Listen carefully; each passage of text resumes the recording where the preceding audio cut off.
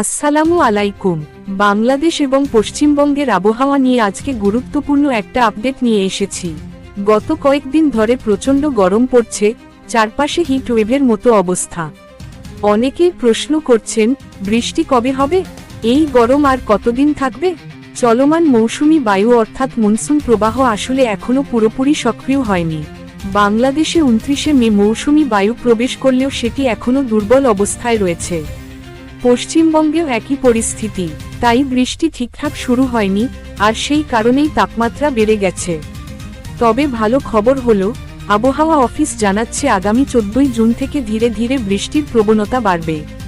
অর্থাৎ 13 থেকে 18 জুনের মধ্যে বাংলাদেশে হালকা থেকে মাঝারি বৃষ্টি শুরু হতে পারে, বিশেষ করে বিকেল বা সন্ধ্যার দিকে।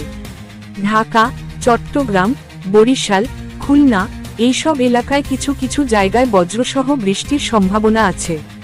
তবে সেটা এখনও খুব ভারী বৃষ্টি নয়, বরং বিচ্ছিন্নভাবে বর্ষণ হবে। পুরোপুরি ভারী বর্ষার জন্য এখনও কিছুটা সময় অপেক্ষা করতে হবে। অন্যদিকে পশ্চিমবঙ্গেও একই ধরনের পরিস্থিতি। কলকাতা, হাওড়া, উত্তর ও দক্ষিণ 24 পরগনায় আগামী কয়েকদিন হালকা থেকে মাঝারি বৃষ্টি হতে পারে।